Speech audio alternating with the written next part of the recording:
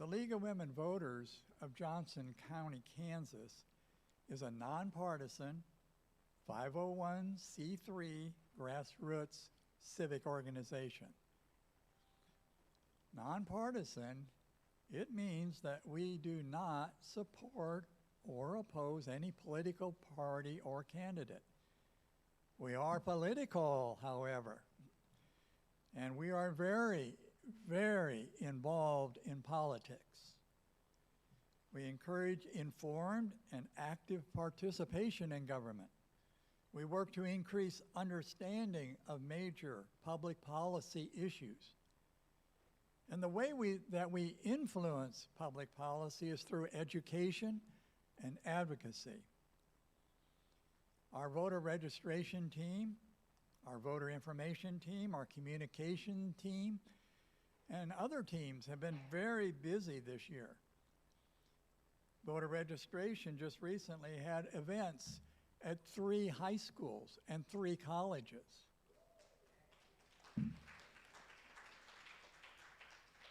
Our league members got together, and over a course of several months, we created and mailed out about 4,000 postcards to people who have voted in the past but have not necessarily voted in like this election, you know, the local election.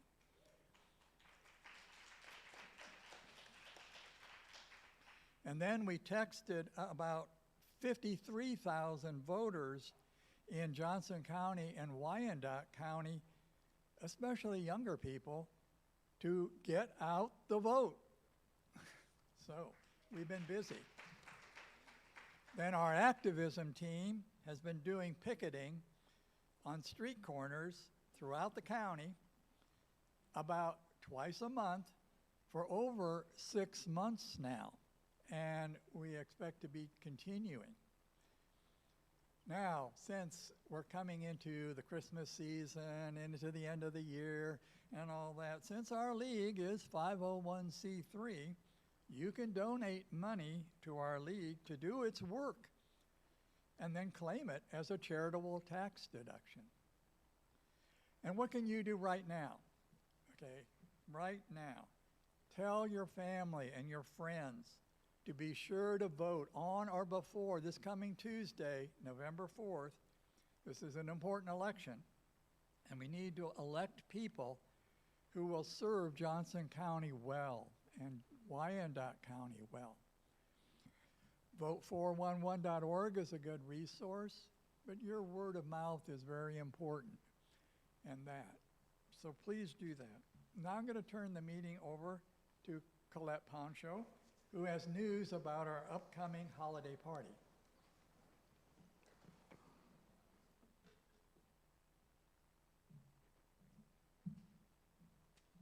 Good morning, everybody. Thanks for being here. So we hope that you will join us for our chapter's holiday gathering at the Thompson Barn on Wednesday, December 10th. It's on Lackman Road in Independence, and we will have hearty appetizers and refreshments. This year, we'll be having a canned soup and saltines drive to benefit the pantry, the food pantry right here at the Shawnee Mission Unitarian Universalist Church. And you may not know, but they provide several thousand pounds of food to serve 90 plus households, and that's more than 200 people each week.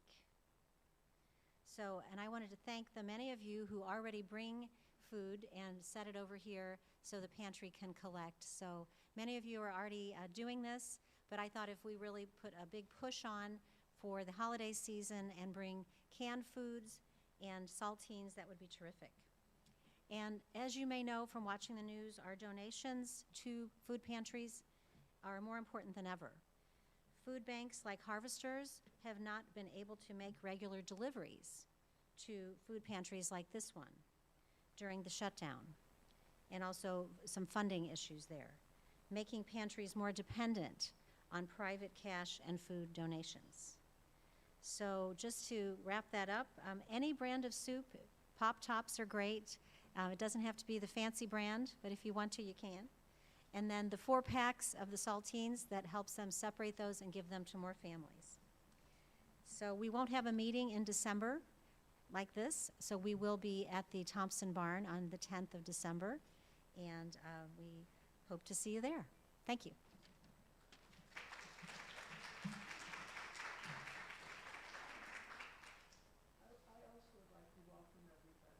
I'm Linda Trout. I'm the vice president, and I'm very excited about the program that we have today.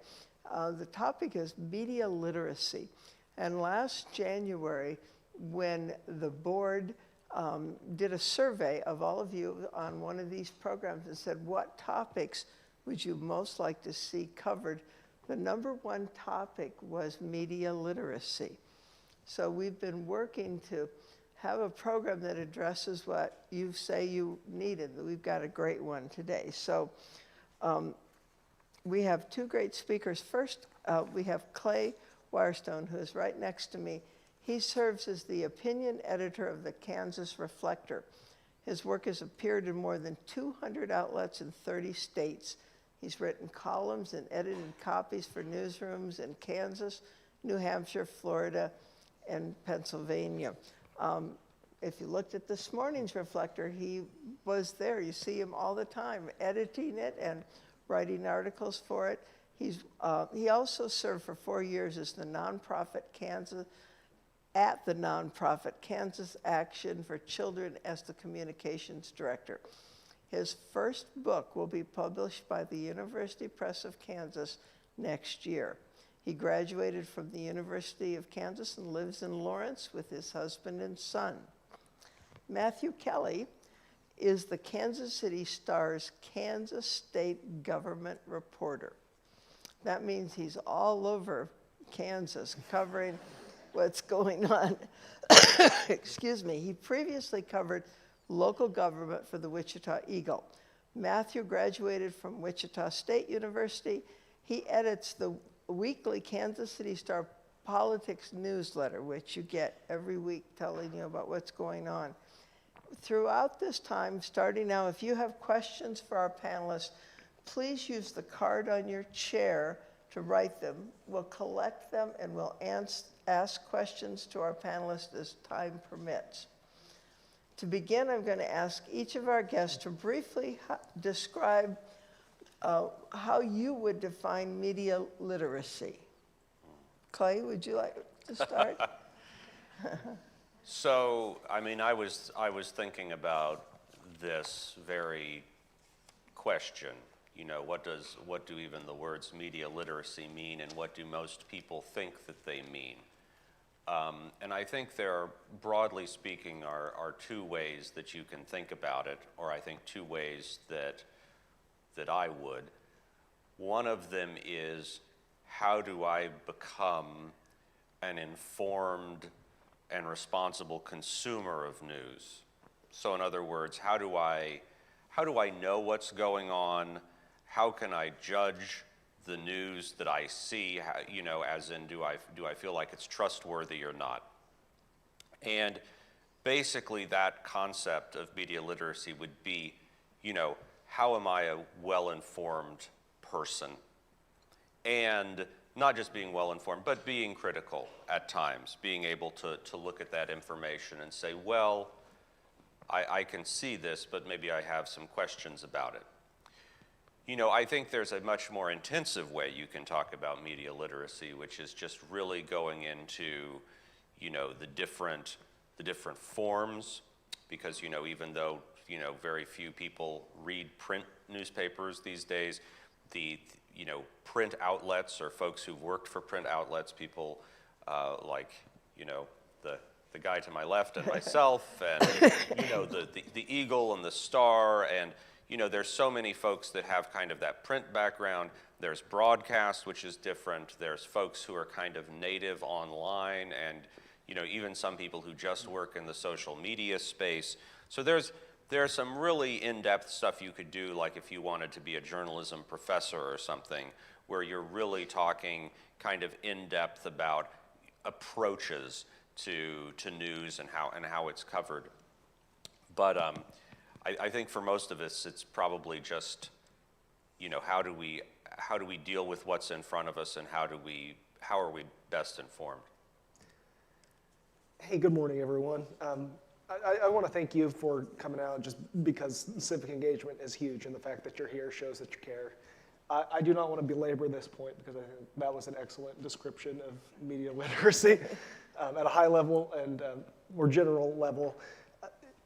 So I will just say that it's so important to understand that we are dealing with a misinformation epidemic right now, and the only path through that is arming ourselves with the tools to critically analyze all different types of media, because it's just drinking out of a fire hydrant, trying to keep track of everything that is being shown to you. It's understanding who's behind it, what the messages are, who stands to benefit from them.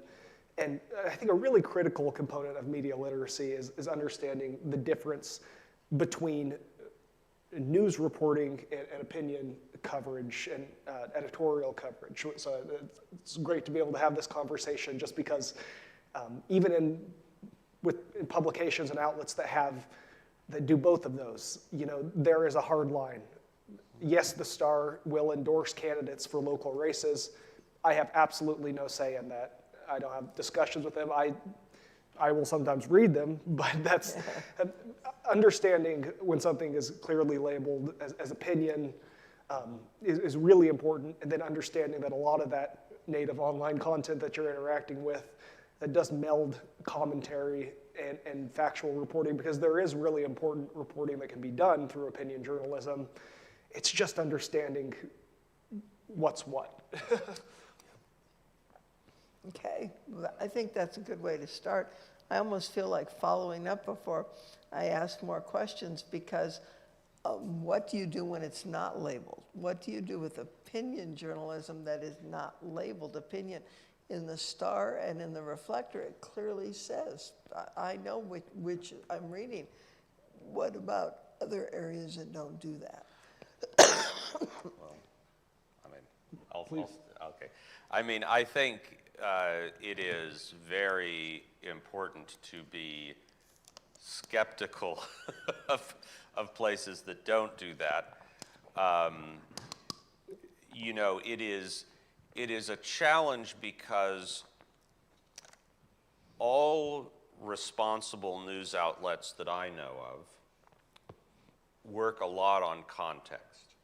Like, there's a huge part of news about saying, like, this is a news story. Sometimes even news sections have news analysis, which is not quite opinion, but it's, looking a little more into the context. Then you have your outright opinion stuff. Sometimes you have columns that are written from a person's point of view. But if you go through your average newspaper or a news website like the Star or the Reflector or whatever, we spend a lot of time thinking, well, we have this label here, we have this section here. We are trying to really show readers what it is that we're doing, and that these things are different. The way that most people, and I think, Linda, this is getting to your point, the way that so many of us encounter news these days, or news content, is through the social media landscape and is through algorithms. And the way that stories are shared in those platforms strips so much of the context away from them. And so, and I've seen it happen with the Reflector, because, as we've said, like, I'm the opinion editor. Like, I am not a reporter, and I make that I think I'm a journalist, but I'm not a reporter. Like, that's not my job. That's not what I'm paid to do. So many times, and we have the label on everything I write. When we post on social media, we always define, it's like opinion the opinion from so-and-so. I get so many emails from folks who say, I read your article, and your article is biased. And it's like, well, yes. I'm glad you noticed. But the point is, I actually do have, I have a lot of sympathy for folks like that, because they're not I would wager that the vast majority of them are not coming to what I'm writing through the understanding of it's like, okay, there's this one section that does this, there's this other section that does this. They are running through someone sharing something on social media who takes a line out or whatever. I mean, I'm sure you've had this happen too. And you're not really in control sometimes of the context of how something is shared. Yeah, I would second that as far as being very skeptical of any reporting that blurs a line and does not clearly label itself as either news or opinion. And also, just because so many people nowadays are consuming, are getting their news fed to them on social media, it's really important to understand those algorithms, as Clay said, because really the algorithms that drive those sites and serve up content are doing so with the goal of keeping you engaged and on that platform for as long as possible, either by giving you something that you want to hear or by just reinforcing preconceived notions that you have. So it's just so critically important that you seek out outlets that you specifically trust, and even more granularly than that, specific reporters whose coverage you trust within your communities, because these are your neighbors, these are people who share your civic interest in the well-being of your communities. So. So what can we do to improve our media literacy? Well, I think it's bringing that critical mindset on a number of fronts. From from an authorship standpoint, like think about who made this, who wrote this, who put it together, and why. What do they want me to think? What do they want me to feel? And who's the target audience? Think critically about that. Also think about the economics. Who paid for this content? Who possibly stands to benefit from it, and how? It's really common and dubious for moneyed interests to try to place something somewhere. Understand, I guess you just have to understand, economically speaking, is this an independent news outlet? Is the one and only source in a story somebody who definitely has something to gain by you coming away from it with a certain opinion? And then also just from the content standpoint in general, what is the message about, and what values and biases are on the surface or maybe implicit in that coverage itself. So just sort of bringing a checklist of those things, the authorship, the message, and the economics behind all of the media that you consume. You know, so I have a couple of thoughts. So I mean, I think those are excellent things to keep in mind, and that's really important if you're seeing stories kind of one at a time out in the world, online or wherever. I have a kind of a different direction where I think of that I think about. And one of those is I think it's really important, and this is about just being a news consumer. I think it's important to find a base. So in other words, a news site or a place that you go where you can feel confident in the vast majority of the material that's there. And for me, like, the good advice is always one of the big three national papers, right? The New York Times, Washington Post, Wall Street Journal, and if you want to feel it, something that's a little more conservative, you've got the Wall Street Journal. You can place the others wherever you want. But these are solid, legitimate news publications. And I understand there's some tomfoolery going on with Bezos and the Post and its opinion section. But again, as Matthew was pointing out, opinion sections are separate, and there's no indication, at least at the Post, that the that the news coverage has been affected in any way. So, but the main point is I think, is you find that base, because the base also allows you to understand context. So if you go to the New York Times, or you go to the Wall Street Journal, or you go to the Post, you can see how they order the stories. You can see how those things are put together, because it's not just something that's shooting out at you. And so you can see, oh, well, this story came onto my feed, and it seems like it's the end of the world, but at the Times, it's 2/3 of the way down, down the page. That says something. So I think if you have that base, and then you can start to kind of add constellations or add other things out to that, other sources.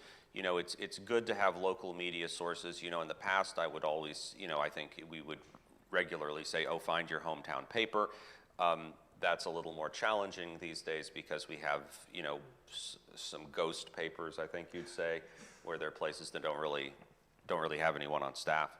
But there still are, Kansas is actually pretty blessed. There's a lot of really reputable reporters and news organizations around. The other thing I would say, though, and this is, I've always suggested this and everyone thinks I'm crazy, but if you know something in your life, if you're very educated about something, let's say it's education, or let's say it's, something about civic government, I encourage everyone to just focus on a thing that you know about, or educate yourself about a specific topic. And I'm not saying everything, I'm saying one thing. So it's like tax rates or education or something. And use that as a yardstick to figure out if reporters or news organizations know what they're talking about. So in other words, if you know a lot about education and there's some specific education bill or education controversy, you can read those multiple stories, and if you know about that issue, you actually have the independent knowledge to judge them. Now the reason I say, you can't know a lot about everything, but it is quite possible for individual people to be quite well educated about a particular thing. And I think if you've ever done that already, it can be sometimes alarming to see. I mean, being a reporter is hard, right? I've also been a reporter. It can be difficult to educate yourself, but it's usually a pretty good way to figure out how much a particular news organization really cares about accuracy. Is if it's your pet thing, even if it's something like, making ships, making model ships or something. So.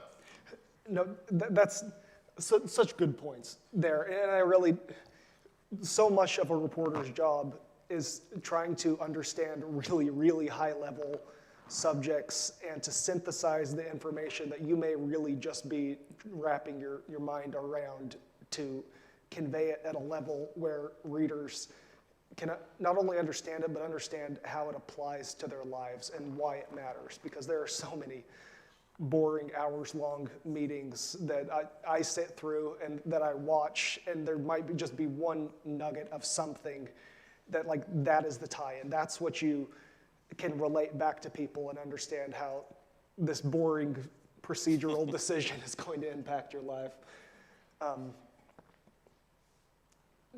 That's...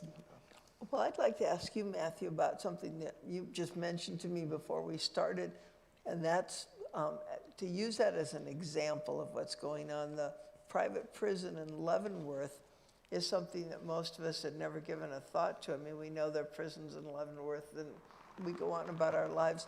And now there's this big controversy about it. Excuse me, and the reporting on that and what you've had to learn about that in order to report about that, I think would be a good example of how this works. Yeah, I will say I have been in a protracted battle with back in May, I think, or June, maybe it was June, I submitted an open records request, a freedom of information request, to try to get the contract between ICE and CoreCivic, which is the largest private prison company in the country.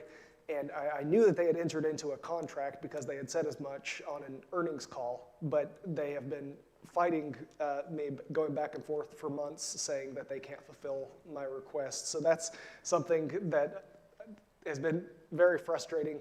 But at the same time, I had to go, and I had no familiarity at all with Leavenworth, but I spent hours and hours walking around and talking to people, and I just think it's such a fascinating issue because it is a prison community. It's built on that. Their entire economy is. And it's a county that broke heavily for Trump. It's a whole bunch of people who really support the president and much of his agenda, and yet they say they have, like, it's just very difficult, for me at least, to find people in Leavenworth who want to say, yeah, we should reopen this prison that was shuttered a few years ago amid chronic violence and drug use and understaffing, that should be open as a warehouse for people. And so yeah, it's been a lot of work trying to familiarize myself with the private prison system and how the system works, and reading just troves of legal documents and understanding how other federal cases are playing out at the same time with other communities that might be resisting. And it's fascinating. It's rewarding to see stories land and to hear feedback from readers that they care about this and they want to know more. But you know, this is a really key point, which is journalism is about, you know, learning. I mean, but just both being a journalist and being a news consumer. And, you know, I think a great way in some ways to judge news reporting is, you know, am I actually learning something? Am I learning something interesting? Am I learning something kind of worthwhile that gives depth to the way I see the world, you know, as opposed to something that's just manipulating your emotions? I want to remind you to hold up if you have a card. We'll try to get to some questions. I have a few more. Again, I apologize. I've got this cough. What ways can we as consumers influence what is reported and how it's reported? What kind of feedback is there back from what you're doing back the other way? That's a good question. And Thank you. I think I would say celebrate and share, and when necessary, pay for really good reporting. I will not delve into the statistics of it, but believe me when I say that the people that you trust with the first draft of history and the people that you trust to hold your leaders to account, most of them could be paid twice as much to lie to you on behalf of somebody with a lot more money. And so I just think it's positive reinforcement. What sticks with me is just getting those messages from readers. If something is impactful to you, if something delves beyond the surface level, and just touches you in a way where it matters, I think it's important to reach out. And even if you have a problem or a question, I love establishing a line of communication with readers. And sometimes,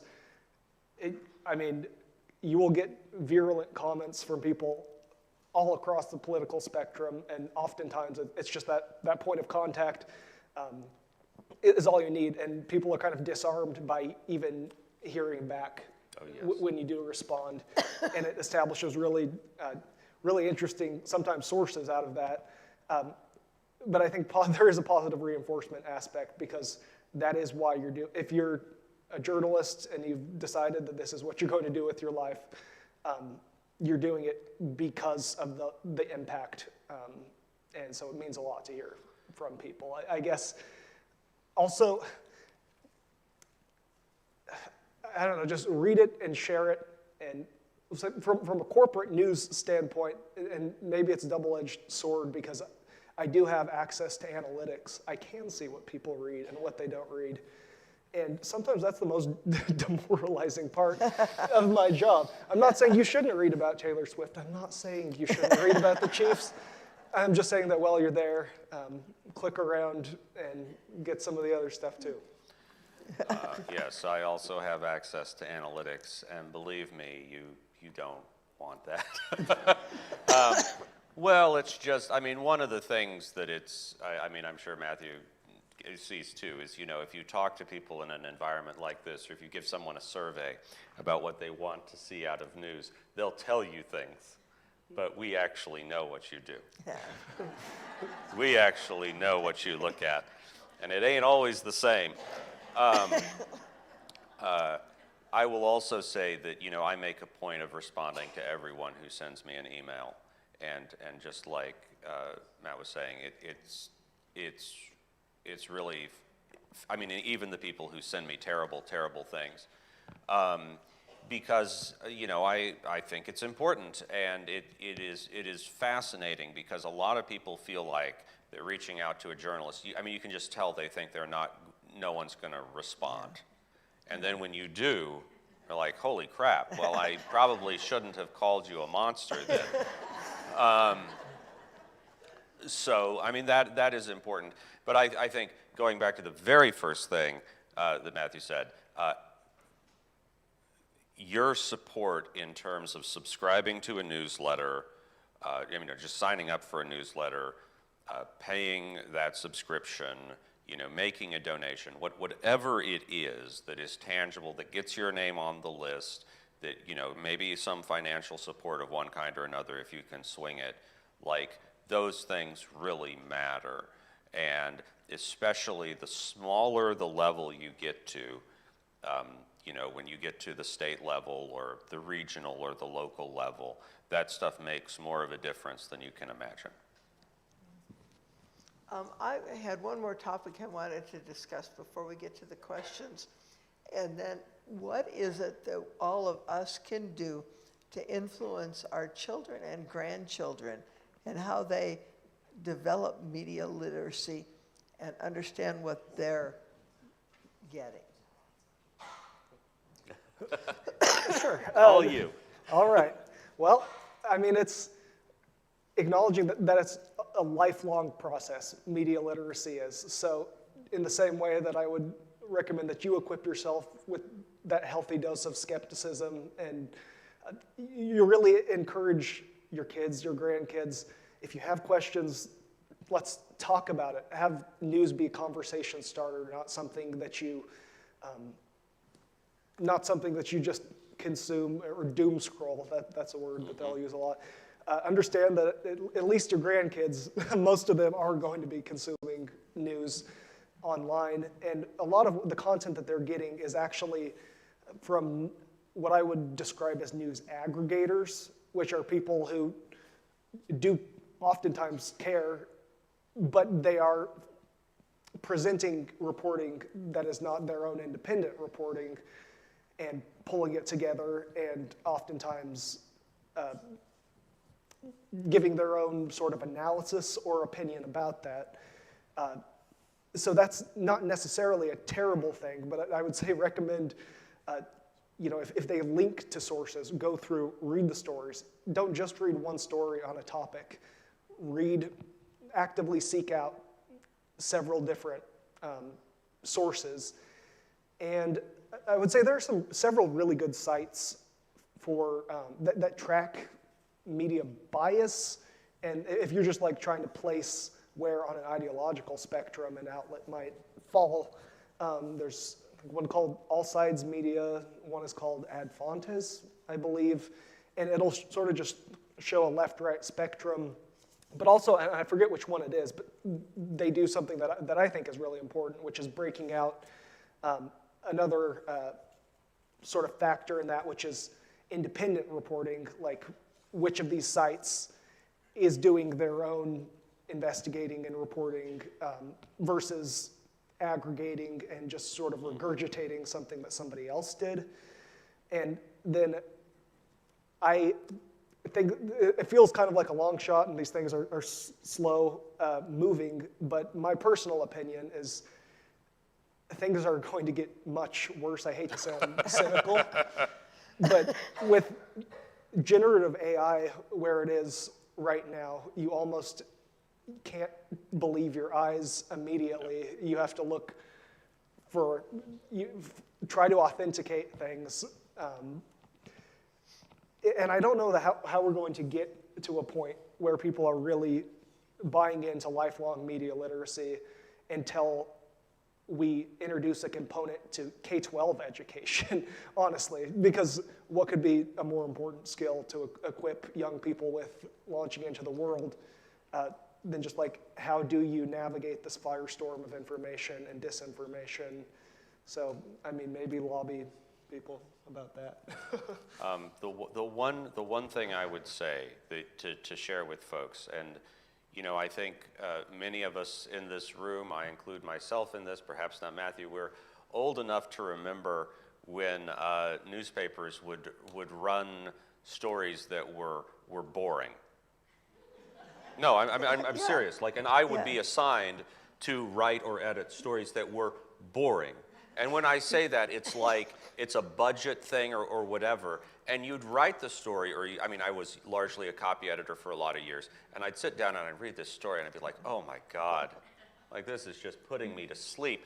But, you do it because it's like, well, it has important information. Maybe it could be a little shorter, if it's so boring. But, we live in an attention economy now, right? And even the most reputable papers and the most reputable news sites, there is the desire to engage the audience. A lot of times you're going to have to fight to write a story if it's less quote unquote interesting, because again the audience's attention is what you're trying to get.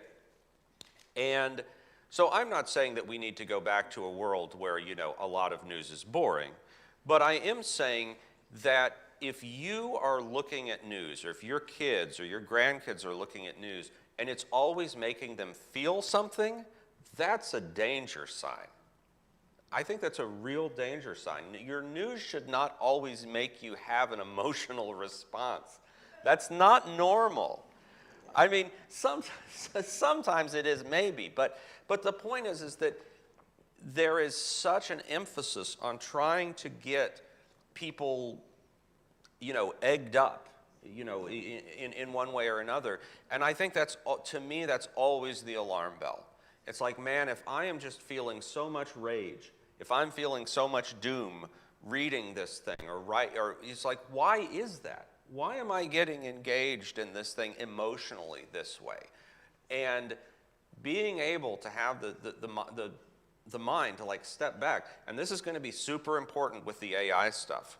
When you start seeing these short videos, and I think the most recent one was a person on the street interview with a lady who was supposedly selling food stamps, and she was talking about how much money she was making. Well, the video was entirely faked, entirely false. There was a Sora watermark on it from the generative AI platform, but I can guarantee you that video was probably shared by thousands upon thousands of people because it made them feel a certain way. It engaged them emotionally in a certain way, and then they acted without thinking about it. And so I think in kind of all levels of media, the more we can step back and try to, think about it as being like a little boring, the better off we'd be. Always look at hands. Sometimes if there's 6 fingers, if the thumbs are on backwards, it's AI. Well, it hasn't quite figured those out yet. There's actually two, especially with the new ones, the new Sora stuff that's only been out within the last couple of months. The way people talk is peculiar. So they call it the ChatGPT accent. So if you see a few of them, you can kind of, because it's a little faster, it's a little clipped. It's people don't like, it's not as varied as normal speech. So there's various things like that, but. And I think it's important to, before you share something, think about yourself as a communicator, because you are. If you're engaging with something and you're sharing it on social media, you have a responsibility to make sure that you're not sharing it with somebody who's less equipped than yourself to judge whether or not it's even real. I cannot count the number of times I've seen weird quotes attributed to Andy Reid and other random, it's so, because there's click farming and there is such a monetary incentive to get people to feel something, anything, just like Clay said. Yeah. Well, anytime you see something that's like attributed to, Mark Twain, it's not real, almost, almost certainly. It's interesting how this conversation has gone because a lot of you were asking questions about AI. So I think we should get into that. And one of them I know it has something to do with how this says, how can we easily identify AI in our media? And I think you partly answered that, and I'm going to go on to this other one with it that says, how does AI change and affect your profession? How should readers respond to and be aware of AI writing? It doesn't respond to emails. So, and what do you, we're into AI now. Yeah. I would say the Star has, as a practice, and McClatchy as a company, which is the parent company of the Star and the Eagle and the Miami Herald and Sacramento Bee, a bunch of papers across the country. We have a specific AI policy, and I think in the corporate media landscape, we probably have about the most responsible AI policy of any that I've seen, which is that anytime that AI is used in our reporting at all, that's going to be labeled and it's going to be explained. I do think that there are interesting opportunities where AI can assist with grunt work, sifting through, pulling instances on matching forms if you're looking at hundreds of pages of documents of campaign finance and it's all formatted the same way, and you can use it to pull out information and put that in a spreadsheet for you. That's saving you hours, sometimes days of work, and that truly does help make your reporting more efficient. So even though I have a knee-jerk reaction myself to implicitly mistrust things that are touched by artificial intelligence, I also understand that it is in many ways just the world that we live in now. It's going to be shoved down your throat. Use AI anywhere. We all see those commercials.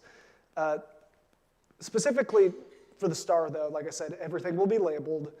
One thing that we have started doing on stories is there's AI takeaways, and it's a huge headache as a reporter because I will submit a story, and then one of the last things that I have to do is generate key takeaways from AI, and I generate them, and then it'll pop up like 3 things, and usually the first few times it's a huge oversimplification of my reporting, and I have to keep generating and generating, and until it comes up with a few acceptable things, and that's something that I don't necessarily love, but it is currently something that is going to show up on most Star stories.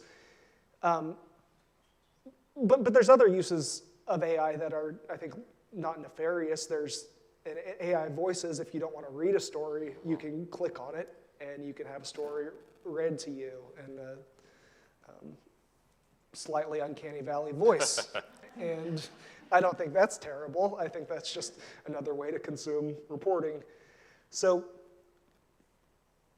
I guess it's up to individual outlets to adopt smart policies and to be as transparent as possible about when and where AI was used. So I would say that, for the Kansas Reflector and, our parent organization is States Newsroom, we've been exceptionally skeptical of any AI material or AI generated material. At this point, we don't use it in any capacity. I think as Matthew's saying, there's certain things where we might eventually do so. I think, summaries, things like that, perhaps, headline suggestions, social media takeaways, things like that. I mean, again, it can be used. I mean, we're not using it for that right now. Theoretically, you could use it to help generate things like that, but it really has to be ideas. or helping giving you a starting point, because it's not going to hit it out of the park the first time. Or if you're the person who's reporting it, you're like, well, this isn't quite right. I think the larger question, though, and I think this was the first question you had, Linda, which is, how can we tell? Yeah. The awful answer to that is you really can't at this point, not with 100% accuracy, I don't think. I don't think there's a 100% accurate way to know that no AI was used. I mean, there's various things online that you can put text in, and it will tell you supposedly whether it has AI or not. I'm a little skeptical of those, because it's like, okay, I mean, what? How is it saying that? Like, how is it actually judging that? There are certain things like, hands and stuff in images where you can theoretically look at it. But I think this gets back to the point I made a while back in this conversation, which is, finding a base, right? So if you have one particular news organization that you've watched and you can trust, then, you start with that. Or certain reporters or certain writers who you know and trust, you can go with that. Because really, what you want to avoid is being in a situation where it's a publication you've never heard of, from a writer you've never heard of, saying something salacious or shocking. And that's like, that is like going to the house in the neighborhood that you've never seen anybody come in and out of, and the windows are boarded up, and you're knocking at the door for like some Halloween candy, and you're like, you got to be really suspicious of that Halloween candy. Yes, indeed. I've got a couple of questions. One, I think, Clay, you're the one who used the term ghost paper. Mm-hmm. So the question is, what is a ghost paper? So I am not out here to cast aspersions on any particular newspaper chain. McClatchy is great, by the way. But that being said, Gannett, here in Kansas, and it's essentially what it is. I will go out and I'll say it since we're all friends here, but. Kansas had for a long time an amazing, so this is actually what my book is about, at least in part. It's about people, opinion writers in Kansas from the 20s through the 70s. And there was an amazing newspaper chain in Kansas for a long time called the Harris Group. They owned the Hutchinson News, the Salina Journal. For a while, they owned the Dodge City paper. I think at various points they had about a dozen papers in Kansas, and that were very highly regarded. The Hutchinson News won the Pulitzer for public service, and I believe in '64 or '65.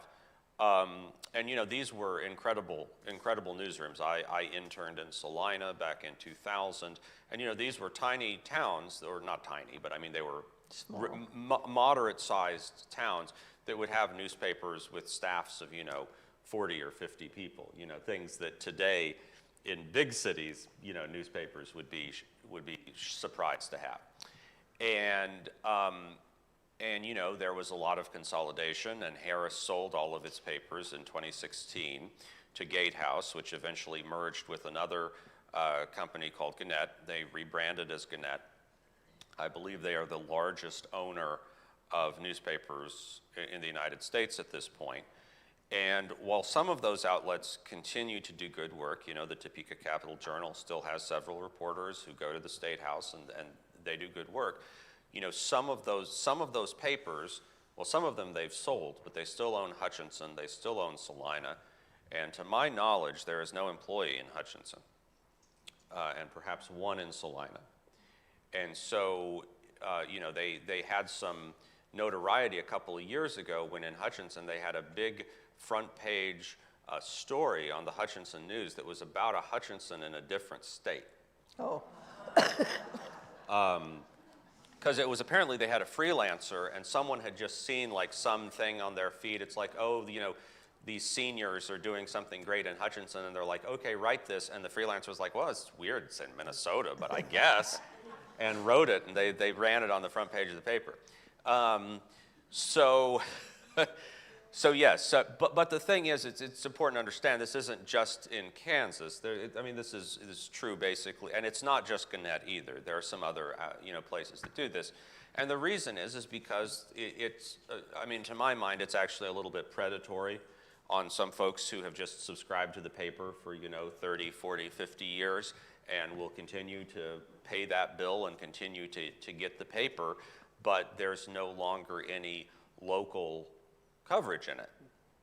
And so, what's interesting is that's where you're seeing a lot of interesting kind of things happen. For instance, in Hutchinson, at kind of when this was happening, a guy who was a high school student named Michael Glenn, he was 16 years old. He and I think a librarian in town, they started a competing publication called the Hutchinson Tribune as a Substack. And he then eventually, he's at KU now because a few years have passed. They now sold it to a group out of Newton that's, they publish Harvey County Now down there. And so now they actually have a new print product in Hutchinson called the Hutchinson Tribune. I think it might be weekly. I don't think it's daily for the print. They're online every day. So, you see some green shoots of people kind of pushing back against that in some of these towns, but. I will say, the Star, a lot of times, we have sort of a hybrid policy. Some people work in the newsroom, some people work remotely. During legislative sessions, I'm in Topeka every day. I've been with the Star for a little over a year now. I came from the Eagle, where there were 10 employees punching well above their weight class in coverage. But the first time that there was an all-staff meeting in the newsroom and I just saw dozens and dozens of people come in, it was like the first time I had seen that in a newsroom outside of a movie. And it was like, wow, this is exciting to be a part of, and just to know that there are real people behind the bylines, and that there really is a robust operation, at least at the Star, that is still looking out for people and trying to write about what matters to you and to be that paper of record, at least in Johnson and Wyandotte counties. One thing I will say is, as outlets that have dried up and vanished, I think there's a real, one place you can look is student media at colleges, universities, community colleges, because a lot of times the staffs that you'll get there, sometimes they're much larger than the one or two people who are trying to hold together a newsroom in a community, and they have more resources, and sometimes they're hungrier to go out and find something that matters. And that's the next generation of people who hopefully are going to make the ill-advised financial choice to go into journalism. Yeah. This is something you both have commented on. It's not directly AI, but a specific question. Does the Kansas legislature allow you back in the chamber? How has not having access to their work impacted responsible journalism? So we're the ones who made a fuss about it, so I'll start. And then Matthew can add his thoughts. So when we're talking about access in the State House Historic, I will give you my understanding of it. So traditionally in the Senate and in the House, in the legislature, there was seating on the floor of the Senate and of the House for the press. So in other words, there were places there were desks, essentially. The Senate first and then the House have said that they don't want journalists in the desks. They've given various explanations for that. Now, the House Speaker took vigorous exception to our coverage this most recent session of saying that reporters had been thrown out because it is important to note that reporters could still come onto the floor to take pictures from the back and from the sides, which is true. However, again, that routine ability to like sit there on the floor is what they don't have. As someone who personally is, I mean, I go to the State House, but I prefer to look at it from a little higher view than some of my colleagues who actually go in and talk to the legislators. I think it's a tricky business sometimes to argue for, kind of access that ordinary folks don't have. I think that's a weird thing sometimes to say that we should get, kind of the better seating or whatnot.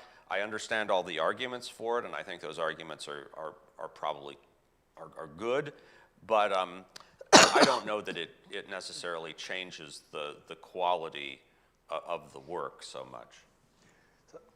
I can't speak to institutional knowledge because I've only covered the legislature for one session with the rules that were in place this last year. But it is true that the House cracked down. There used to be a desk that you could sit at. You could have your laptop out. That's helpful. Journalists have a lot of stuff that we need to do our jobs. So yeah, you can stand on the side of the House and take photos or notes, but there is a message that's being sent there when they say, we need these 5 or 6 seats, we just have to have our staffers sit there.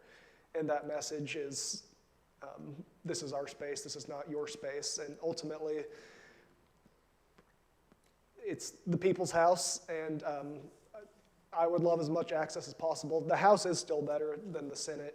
But in the Senate, they want you just up in the balcony all the time, right? Yeah, but when there's side doors and lawmakers can run away, oftentimes the only time that you're going to get people who will not pick up the phone and answer your questions to have to confront them directly and make them answer is when you can catch them on the floor or in a hallway. And so from a proximity standpoint, as far away as you're pushed from that, the more difficult it is to do your job, to get those questions answered and hold people accountable.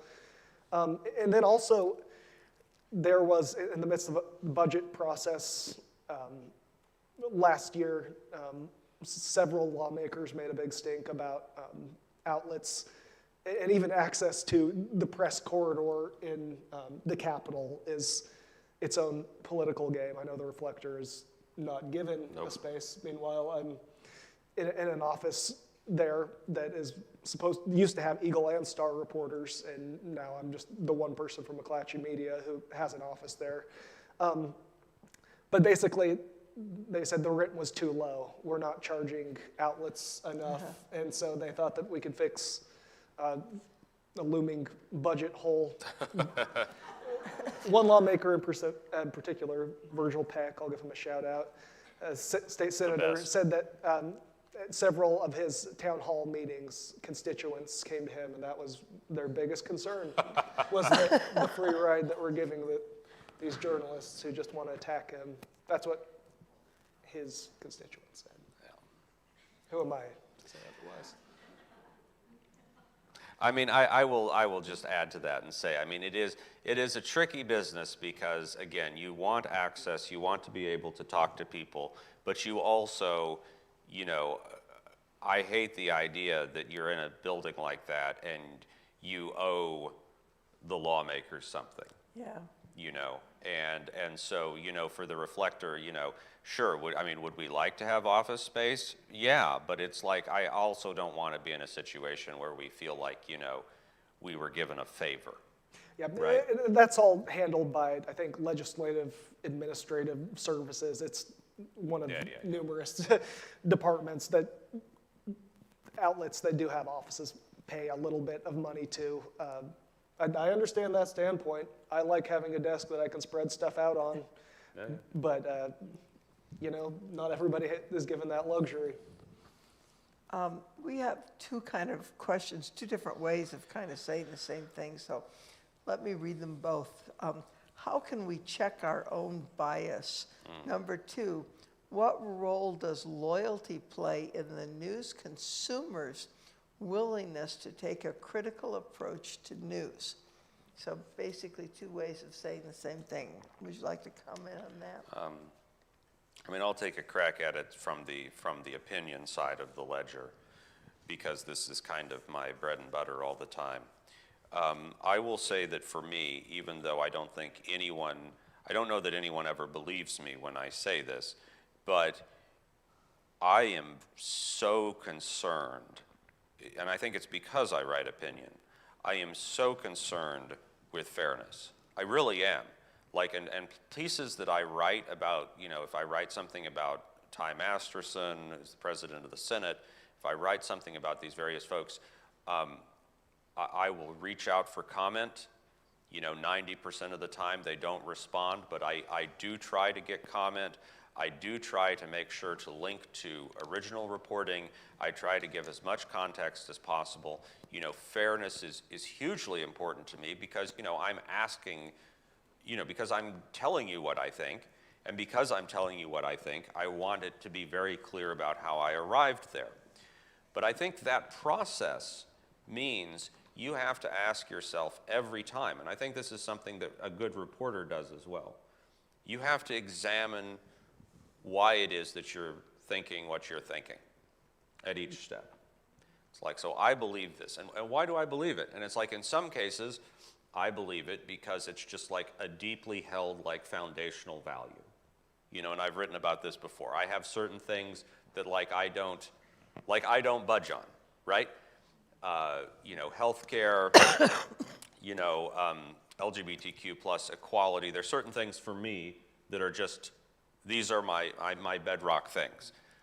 Then there's other things, though, where if you examine it, it's like, well, why do I think this? Is it tribal? Is it because certain people return my calls and other people don't return my calls?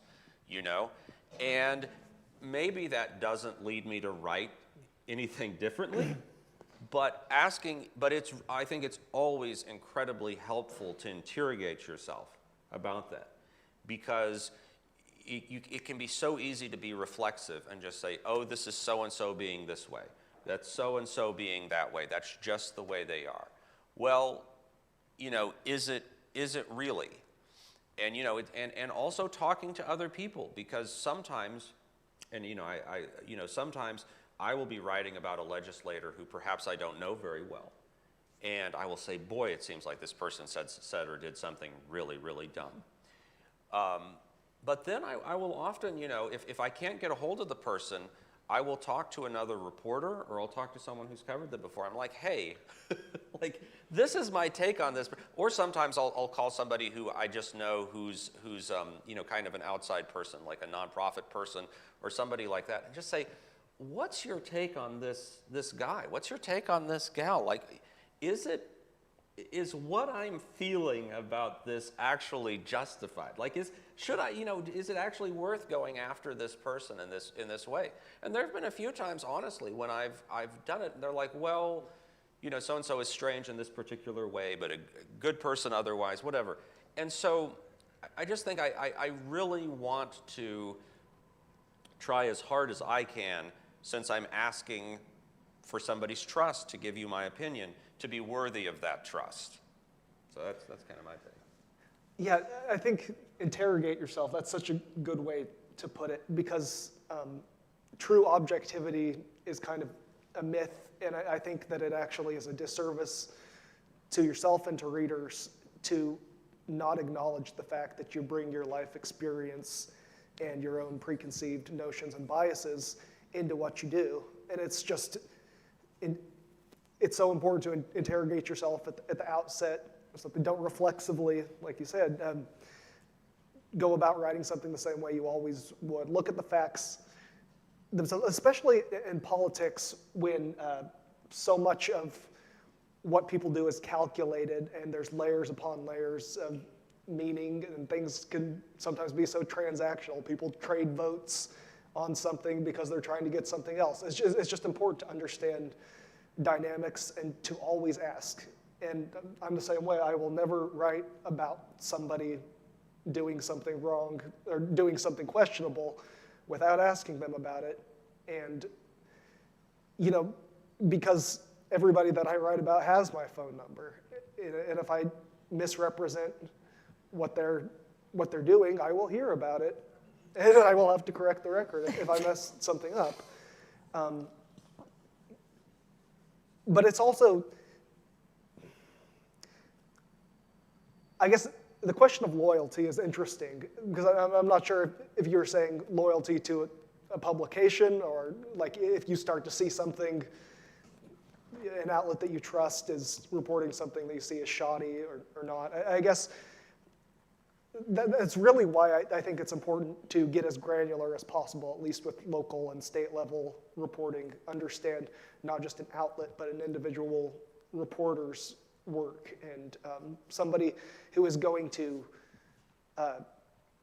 present facts to you and leave enough room for you to draw your own conclusions from that, from the news side, the hard news reporting side of things. And then on the other side, finding voices of people who are going to be spending a lot more time than anybody should have to, paying attention to what's happening, and at least being your gateway into here's how this could affect your life. I apologize that we didn't get to some of these. We have time for one more question, and I'm thinking about the fact that, as interesting as this is, excuse me, I'm going to ask each of our panelists, what is the one thing that we can do in the next week to increase our media literacy, or someone that we're close to, a grandchild, a child? What's one action item that we can all leave here with to increase our media literacy? I've got one. Go for it. Okay. My one action would be this. If you see a news headline or an excerpt in social media, anywhere, be it X or Blue Sky or Facebook or what have you, and you just read it and you think, oh, that's interesting, and you're tempted to move on, actually click through and read the article. Read the whole thing. Don't just read the first few paragraphs. Read the whole thing. So if you see, because I guarantee you, even some of the most salacious-seeming things, if they're done by a quasi-reputable outlet, because, this is the thing. Most people who go in news, even some of the crazier outlets, like, they're not going into the field to just be pure propagandists. Like, most of us go into this field because we actually want to convey information. Even if we're working for, I don't know, whatever, One America News or whatever. The point is that if actually just read the whole thing, and you will be shocked. You will be shocked, because the things that seem wild, if you go through it all, I almost guarantee you by the end you'll be like, oh, well, it wasn't maybe quite as salacious as that seemed. Or maybe that was directed, maybe just that headline or that excerpt was directing me in a certain way that I read the entire thing, and it's like, oh, it's not remotely like that. Just do it a handful of times. It's an excellent, tangible suggestion. Headlines, you can never fit as much as you want to say with the character count in a headline. I will say maybe set aside 10 minutes to watch or listen to some sort of news or opinion content that you would otherwise not. Turn on talk radio and listen, even if it's a little bit revolting to you. Just listen and then just understand where people are coming from, and then turn it around and think about yourself as being an impressionable person who is consuming something, and what are you being told over and over again. Challenge your preconceptions, and just, regularly expose yourself to different sides of, or even a specific story that you might feel very strongly about. Understand how are people who are dispersed in a different media landscape than you, how are they consuming that? It's tragic to me. We used to agree so much. There used to be a laundry list of facts that you could form your opinions off of. Now everybody brings their own facts to a situation, and it's just hard to find shared ground, hard to find solutions on anything that matters when we can't agree on facts. So it's just important to understand the filter through which you see the world and the filter through which other people are seeing their world. And I'll add one thing that you should consider in the next week, and that's actually paying for a subscription to something. Pay for a subscription to the Star, to the Reflector, to the Johnson County Post, to the New York Times, to the Washington Post. I mean, I could go on, but actually consider putting your money where your mouth is. I think that's very important. And I've been very pleased to see so many heads shaking all the way through this. So I think you've enjoyed it, and I want to thank Clay and Matthew for coming this morning.